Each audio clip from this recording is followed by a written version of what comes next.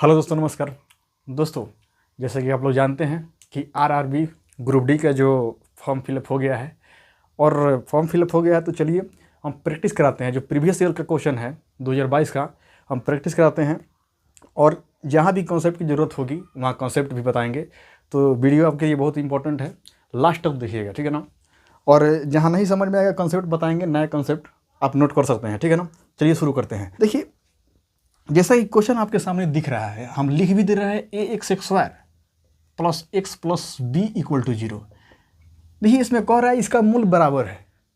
मूल का मतलब क्या है? एक्स का मान बराबर आएगा। अगर 5 है एक्स का मान तो 5 है एक्स का मान। मैंने दोनों का द्विघात समीकरण है ना, द्विघात समीकरण का मान 2 आता है। देखिए यहाँ 2 है तो इसका आंसर 2 आएगा, एक्स का मान 2 आएगा। लेकिन यहाँ कह रहा है कि समीकरण इतना जो दिया गया है ना, इसका मूल बराबर है, दोनों मान सेम है। तो निम्नलिखित में से कौन सा सत्य है? अच्छा, ये मैट्रिक का है बात, ये हम बता रहे हैं फिर से एक बार। देखिए, अगर इस टाइप का कोई समीकरण है, द्विघात समीकरण, तो एक्स का मान निकालने के लिए क्या किया जाता है? -20 plus minus root under B square minus 4ac अब बटा 2a। अच्छा, इसको क्या कहते हैं? इसको विविधकर कहते थे मैट्रिक में, अगर नाम आपको पता है तो विविधकर। अच्छा, अगर मान लीजिए इसका मान 0 हो जाए, इसका मान 0 हो जाए, तब तो एक्स का मान, देखिए एगो प्लस होता है एगो माइनस लेते हैं तब ना 2 मान आता है। अगर इसका मान में 0 हो जाए तब तो क्या लीजिएगा? कुछ नहीं लीजिएगा, दोनों का मान सेम आएगा। यहाँ से सब 0 हो जाएगा तो प्लस लेंगे तो भी ठीक है, अब माइनस लेंगे तो भी ठीक है। 0 घटाने से जोड़ने से कोई फर्क पड़ता नहीं है। तो यही यहाँ पर लॉजिक है। देखिए, मूल बराबर कब हो सकता है? जब उसका विविधकर मतलब root under B square minus 4ac, मतलब बी स्क्वायर माइनस 4ac अगर 0 के बराबर है तो भाई आप ये अगर मान लीजिए 0 के बराबर है, 0 का वर्गमूल 0 होता है, बात खत्म, 0 हो जाएगा। तो बी स्क्वायर माइनस 4ac बटा बराबर 0 अगर है तो मूल बराबर होगा, ठीक है ना। तो जस्ट इसका मान रख दिए। देखिए, ए वाला ए है, ए वाला बी है, ए वाला सी है।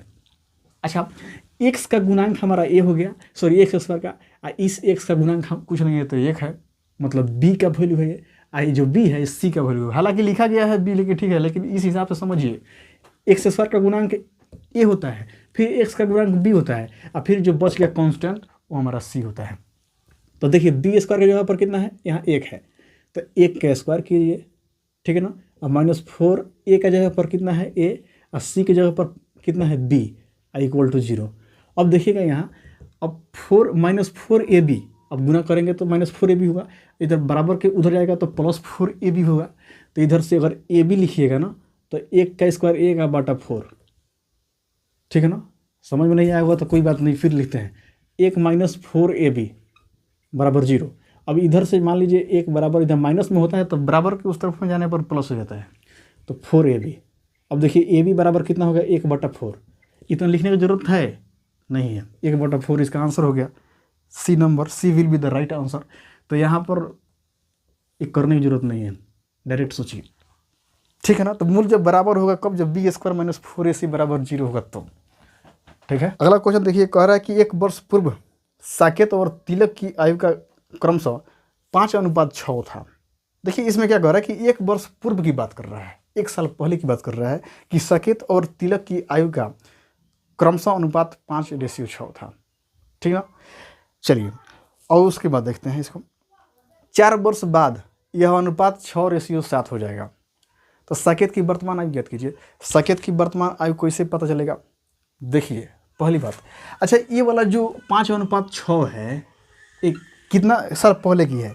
1 साल पहले का है साकेत और तिलक। चलिए, ए से साकेत, टी से तिलक, तो 1 साल पहले का रेशियो है इसके, मतलब एज का, इन दोनों का एज का ये 1 साल पहले का रेशियो है। चलिए, अगर मान लेते हैं कि 5x 6x, इसको मान सकते हैं, रेशियो हटाएंगे तो 5x 6x हो जाएगा। तो 1 साल पहले का है, 1 साल पहले का दोनों का क्या है? एज है। लेकिन क्वेश्चन में पूछ रहा है कि अब से 4 साल बाद, 4 साल बाद यह साकेत, 4 साल बाद यह अनुपात 6:7 हो जाएगा। तो साकेत की वर्तमान आयु ज्ञात करिए। देखिए, ये 1 साल पहले की बात है, 1 साल पहले की बात है कि इन दोनों का एज इतना था।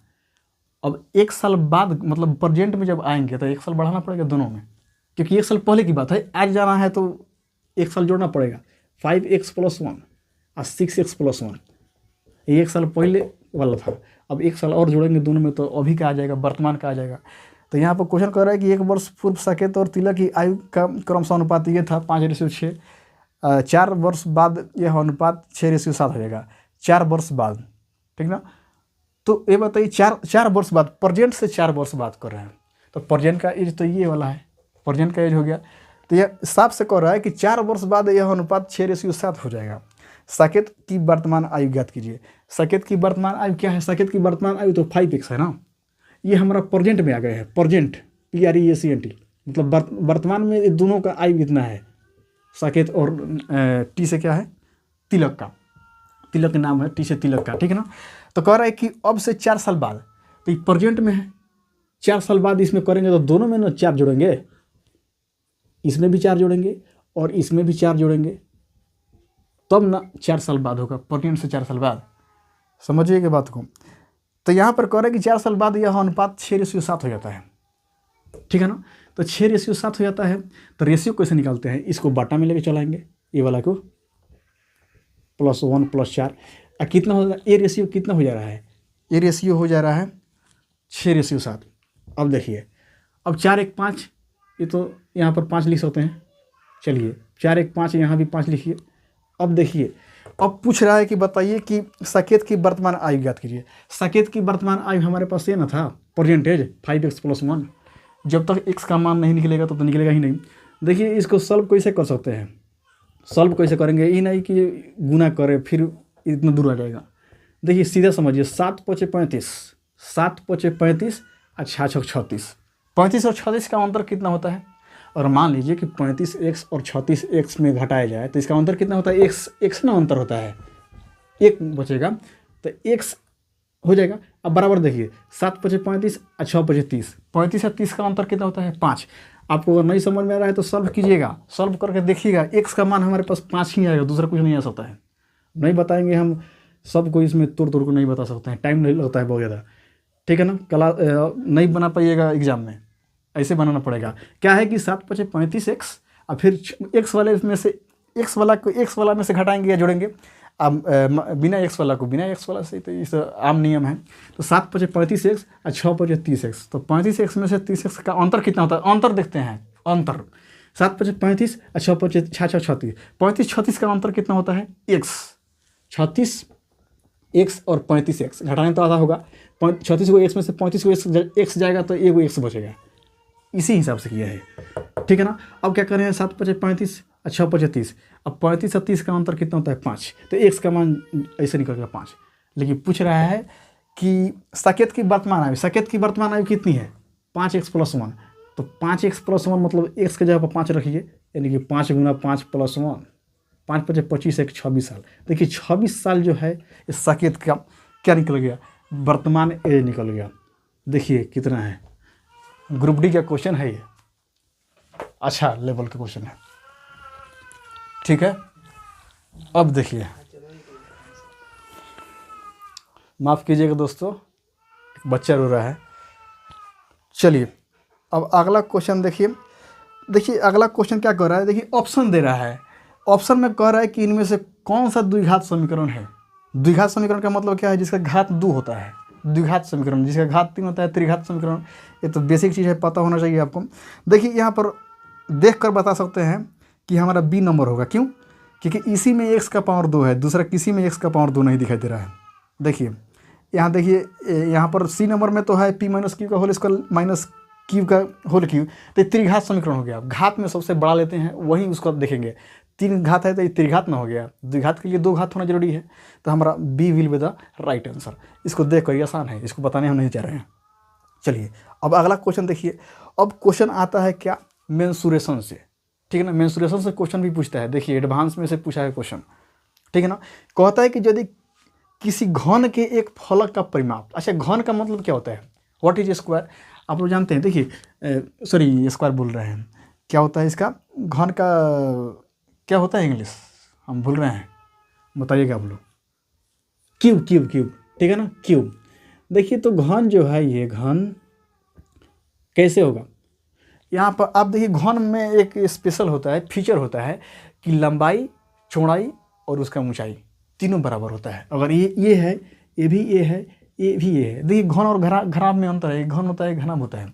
तो घनाभ में क्या होता है, लंबाई चौड़ाई ऊंचाई अलग अलग होता है, और घन में तीनों बराबर होता है।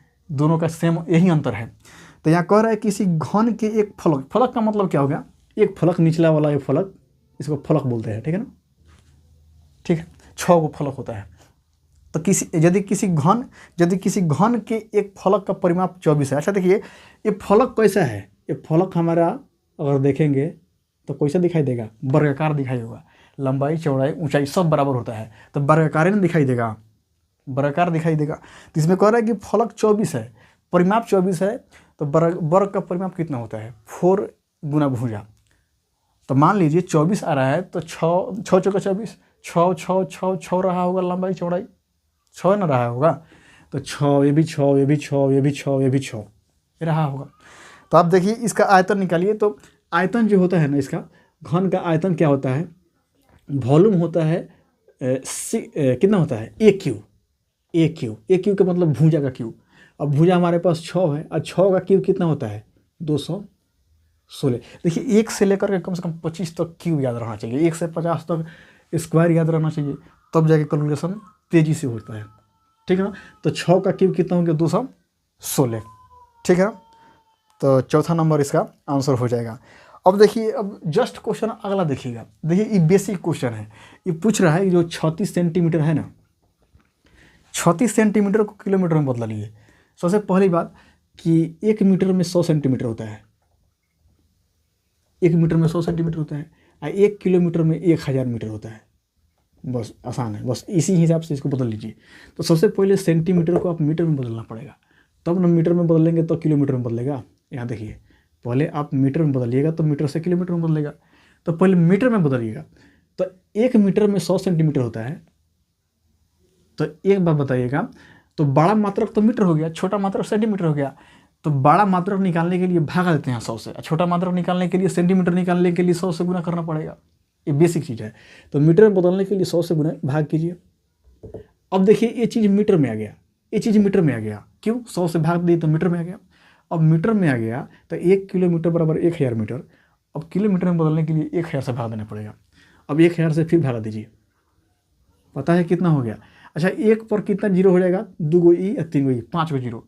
तो बताए हैं, जस्ट पहले बताए हैं कि अगर जीरो से नीचे अगर 1 हो, 1000 हो, 100 हो, 10 हो, 1 लाख हो, जितना भी हो उससे भाग देना आसान होता है। 5 अंक है तो 5 गो जीरो है, तो 5 अंक के बाद दशमलव आता है। तो देखिए 5 अंक के बाद दशमलव कितना हो जाएगा, 36। 1 किलोमीटर में बदल लेगा।